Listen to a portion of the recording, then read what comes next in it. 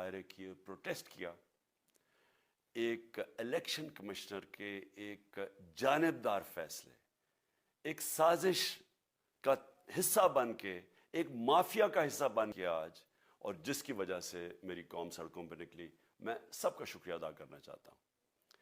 پہلے تو میں اپنی قوم کے سامنے یہ رکھنا چاہتا ہوں, یہ کیا فیصلہ ہے, یعنی یہ توشہ خانہ کیا چیز ہے. توشہ خانہ وہ ہے کہ جب ملک کا پرائم منسٹر, اس کے وزیر, اس کے آرمی چیف, ان کو جب پریزنٹس ملتے ہیں, جب وہ اقتدار میں ہوتے ہیں, تو جب ان کو تحفے ملتے ہیں, تو یہ جو سارے تحفے ہیں یہ جاتے ہیں توشہ خانہ کے اندر. ایک پورا ریکارڈ ادھر قائم کیا جاتا ہے. اس توشہ خانہ سے ایک قانون کے تحت آپ فیصلہ کر سکتے ہیں کہ میں ایک آدھی قیمت, ہمارے دور میں آدھی قیمت ہم دے کے ہم وہ خرید سکتے ہیں وہاں سے. سارا ریکارڈ اس کا ہے پڑا ہوا توشہ خانہ میں. تو یہ جو کیس اس نے کیا ہے, یہ جو کیس کے اوپر فیصلہ دیا ہے, میں آپ ساری قوم کے سامنے اب یہ کہنا چاہتا ہوں کہ جب بھی, اور انشاءاللہ ہم اب جا رہے ہیں عدالت میں آج سب کے سامنے کہنا چاہتا ہوں کہ یہ عدالت کے اندر کیس جائے گا اور اس میں ایک چیز غیر قانونی نہیں نکلے گی, کیونکہ سارا ریکارڈ اویلیبل ہے.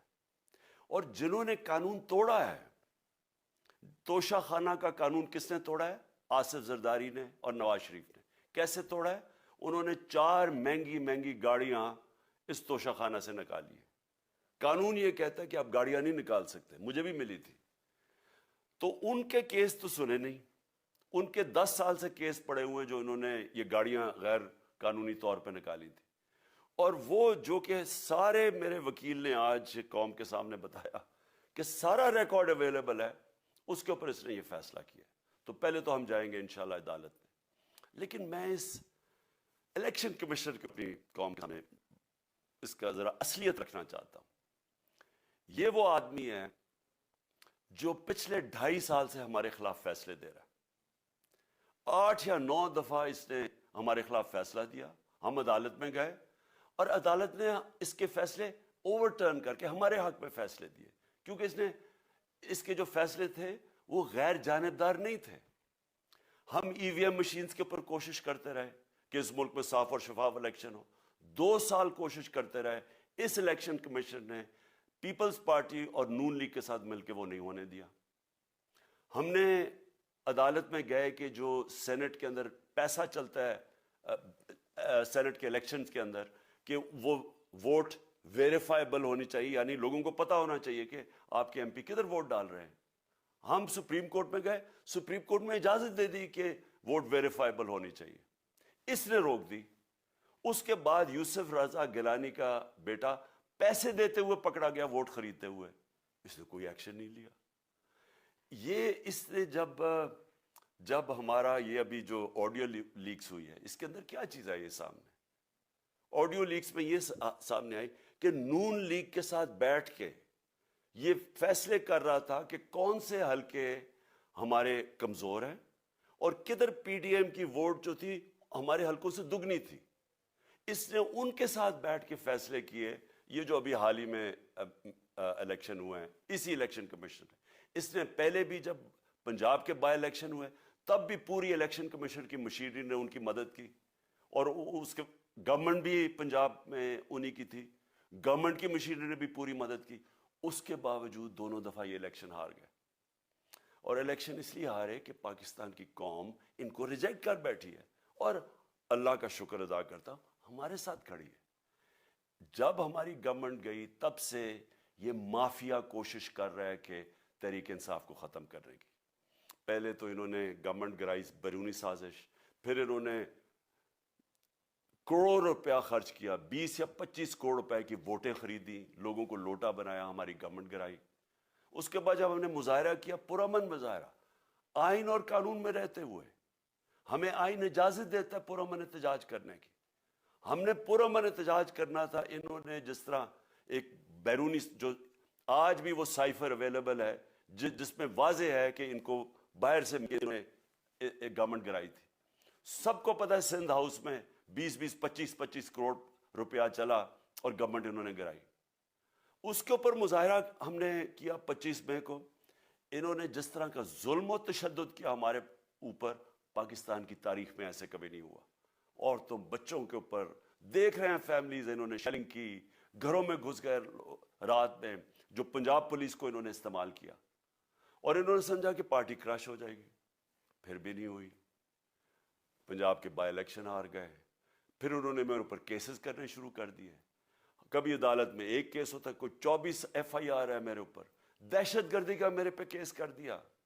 کیا کیس تھا؟ ساری دنیا میں رپورٹ ہوا وہ کیس. کیس کیا ہے کہ عمران خان کہہ رہا ہے کہ ریمانڈ، یہ ایک جس کے اوپر تشدد ہوا ہے، کسٹوڈیل ٹارچر ہوئی ہے شہباز گل کو، کہ ہم قانونی کارروائی کریں گے. اس کے اوپر دہشت گردی کا کیس کر دیا. تو پوری کوشش کرتے رہے نہ کسی طرح اس کو، کیونکہ میچ میں تو آپ کھیل نہیں سکتے تھے، تو عمران خان کو میچ سے نکال دو باہر. یہ شروع سے ان کی کوشش تھی. پتہ ان کو چل گیا کہ عوام آ گئی ہے کھڑی ہو ہمارے ساتھ. بڑے میں جلسے ہوئے ہیں، کبھی اتنے بڑے جلسے ہوئے ہی نہیں پاکستان میں. اور پھر یہ جو ابھی جو الیکشن ہوا ہے اس کے اندر پوری پلاننگ کرتے، ایک کینڈیڈیٹ کھڑا کر کے پھر بھی ہار گئے. تو یہ مجھے پہلے ہی پتا تھا کہ انہوں نے اس کا رزلٹ کیا آنا ہے. میری ساری پارٹی کو پتا ہے، میں نے ان کو واٹس ایپ کیا، اپنے سارے لوگوں کو بتایا. مجھے کل رات میں نے سب کو بتا دیا کہ اس نے ڈسکوالیفائی کرنا ہے، کیونکہ یہ اس سازش کا حصہ ہے، یہ مافیا کا حصہ ہے. اور مافیا کیا کوشش کر رہی ہے، یہ ذرا ساری قوم سن لو. جو پاکستان کی سب سے بڑی پارٹی ہے، جو فیڈرل پارٹی ہے، باقی پارٹیز تو اب صوبائی پارٹیز رہ گئی ہیں، چھوٹی سکڑ کے ہو گئی ہیں فیملی پارٹیز. جو سارے ملک کے اندر ایک فیڈرل پارٹی ہے، اس کو ختم کرنے کی کوشش کر رہے ہیں. اور یہ میں پھر سے اس ملک کی تکلیف دے جو ہمارا تاریخ کا حصہ تھا، جب ایسٹ پاکستان ہمارے سے علیحدہ ہوا، کیا ہوا تھا؟ جو پارٹی کو سب سے بڑا مینڈیٹ ملا، اسی پارٹی کو ختم کرنے کی کوشش کی. ملک کا جو ہوا وہ تاریخ کا حصہ ہے. یہ پھر کوشش کر رہے ہیں کہ ایک پارٹی جو ساری فیڈریشن کو اکٹھا رکھ سکتی ہے، اسی پارٹی کو ختم کرنے کی کوشش کر رہے ہیں کہ جناب عمران خان کو کسی طرح ڈسکوالیفائی کریں اور پھر الیکشن ہو. اور پھر مجھے اور نواز شریف کو ایک ہی طرح دکھایا جا رہا ہے کہ اچھا جی عمران خان بھی ڈسکوالیفائی ہو گیا تو نواز شریف بھی ہو گیا. نواز اس ملک کا بڑا مجرم ہے، 30 سال سے چوری کر رہا ہے اس ملک کا پیسہ باہر. بڑے بڑے محلات ہیں اس کے اور اس کے بچوں کے باہر. ایک رسید نہیں دکھا سکتا کہ پیسہ کدھر سے آیا. میں نے کرکٹ کھیلتا تھا تو میں نے ایک فلیٹ خریدا. میں تو پبلک آفس ہولڈر بھی نہیں تھا. 34-35 سال پہلے میں نے فلیٹ خریدا جب کرکٹ کھیلتا تھا. اس کے باوجود میں نے 8 مہینے عدالت کے اندر ایک ایک رسید بتائی کہ مجھے کدھر سے انکم آئی، کدھر سے آمدنی آئی. اور باہر سے حلال کے پیسے کی میں نے جو خرچہ جو خریدا فلیٹ، اس کو جب بیچا، بینک کے تھرو پاکستان میں پیسہ لے کے آیا، اپنے ملک میں پیسہ لے کے آیا. اس کی بھی منی ٹریل تھی. عدالت نے مجھے صادق اور امین کہا. اور مجھے مقابلہ اس آدمی سے کر رہے ہیں جو اربوں روپے کی پراپرٹیز لے کے بیٹھا ہوا ہے. کبھی کوئی جھوٹ بولتا ہے کہ مجھے قطری کھاد کے جی قطری نے پیسے دے دیے. کبھی وہ کہتا ہے یہ ہیں وہ ذرائع، وہ فیل ہو جاتا ہے. وہ بیٹی کہتی ہے میرے لندن تو چھوڑو پاکستان میں کوئی پراپرٹی نہیں، اور پھر پراپرٹی نکلا. یعنی جو بتا ہی نہیں سکتے کہ اس ملک سے باہر اربوں روپے کی پراپرٹیز ہیں، اور اس کو اور میرے ساتھ کر رہے ہیں کہ جی آپ دونوں ڈسکوالیفائی ہو گئے. اور جو سب سے شرمناک چیز کیا ہے کہ جس آدمی کی ساری پراپرٹی سب پاکستان سب ڈکلیئرڈ اپنے نام پہ، اس کو ڈسکوالیفائی کر رہے ہیں، اور یعنی میچ سے باہر رکھنے کی کوشش کر رہے ہیں. اور کن کو اس ملک میں بچایا جا رہا ہے؟ اس ملک کے بڑے بڑے مجرم جن کے اوپر اربوں روپے کے کیسز ہیں، وہ آ کے پہلے تو ان کو سازش کے تحت ملک پہ بٹھایا جاتا ہے. پھر وہ قانون اسمبلی میں بیٹھ چینج کرتے ہیں اور 1100 ارب روپے اپنا معاف کروا لیتے ہیں. قوم جب نیچے پسی ہوئی ہے آج مہنگائی میں.